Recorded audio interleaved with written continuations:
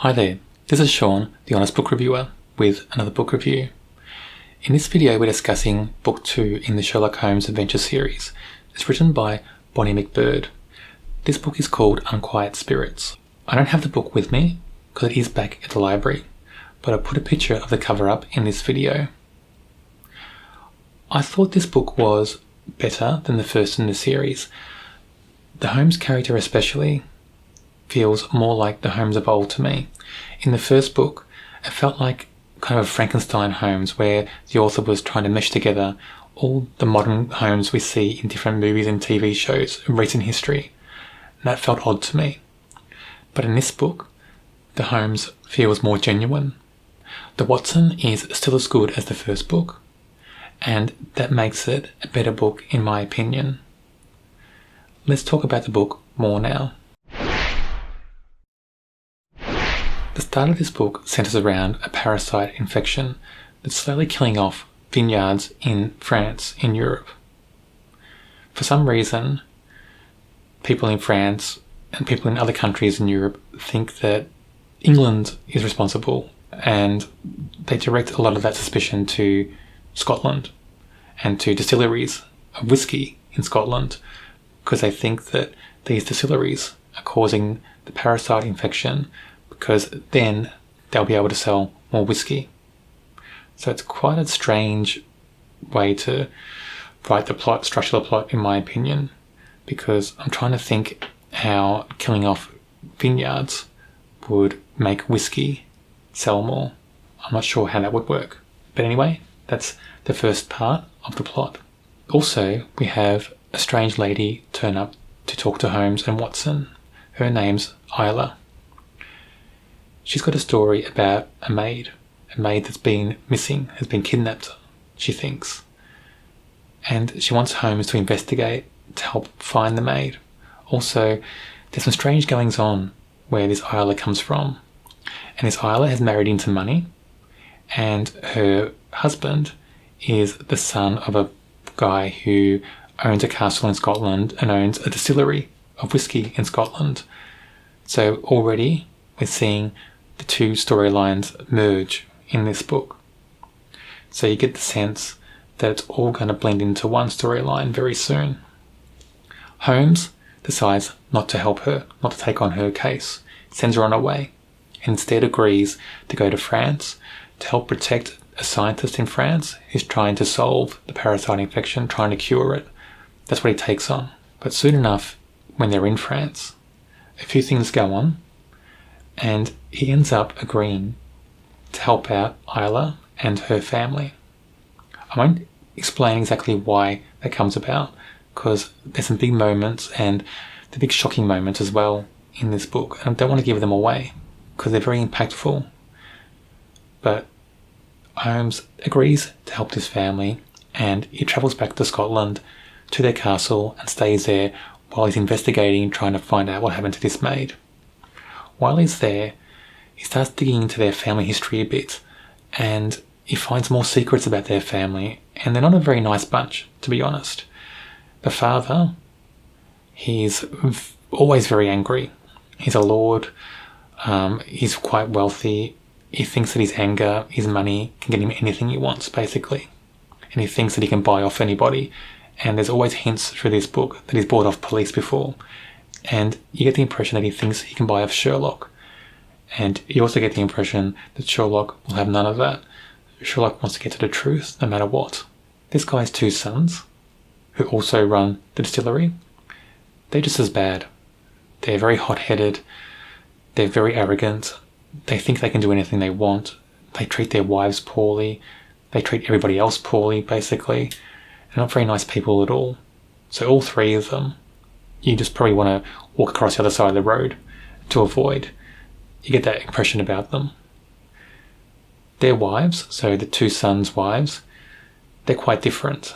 So one of them is an alcoholic, basically. She just drinks all the time, and she does that because her husband is always having affairs. That's one of the reasons anyway. The other wife, she's a quite intelligent character, and you always get the impression that people think badly of her because she's intelligent and inquisitive, because women back then So it's an historic novel.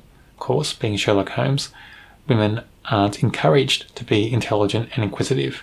They're encouraged to fall into place and do what the husband wants. Her character, I thought, was quite strong, well written, and she's quite mysterious as well. And out of all the people in this family, it's that intelligent, strong character that you get the most hints about. That is she responsible for all these strange goings on? Is she responsible for the maid disappearing and being murdered? Is she the culprit? And I don't know why the author wants all the suspicion to be placed on this character, but it is in the book. The other interesting thing about this book is Watson starts to learn more about Sherlock's past, because Sherlock's very secretive about his past, very possessive of it, doesn't give anything away. But Watson starts to uncover things about his past, and I found those parts of this book to be really engaging and really interesting, and I'm glad that we get to learn more about Sherlock's past. It causes tension between Sherlock and Watson though, and at one stage Sherlock ends up sending Watson away because he doesn't want Watson going into his past. There's things there that he wants hidden. They're too personal for him. But I thought those parts of the book were almost the best parts in the book for me. Sending Watson away towards the end is fortuitous because it leads Watson to learn more, and he needs to learn more to come back into the book towards the conclusion and almost save the day. That's all I'm going to give away in the book. It's much better than the first book in the series. I do recommend reading this series actually because I thought the Watson character was so well written in book 1, and in book 2 it's even better. And the Holmes character in this book is getting better. The mystery is better in this book as well. So I think the series is getting stronger as we go along. I won't talk about Sherlock and Watson in this section because I did for book 1. Let's focus on Isla first. Isla being that strong female character who's very intelligent, very inquisitive. It seems to be the antithesis of what they want women to be in that period of history. She's a really strong character. I enjoyed her in this book, mainly because she's also very mysterious. We don't know whether we can trust her in this book, and because of that, you engage with her a lot. She draws you in a lot into this book. I found just her dialogue as well was really well written. Just this whole character was well crafted in my opinion. We also have Robert, Charles and Alistair.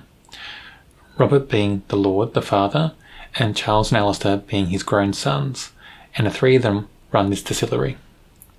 All three are just hideous people. I don't like any of the characters at all. I like how they're written in the book, but as people, I wouldn't like to know people like this.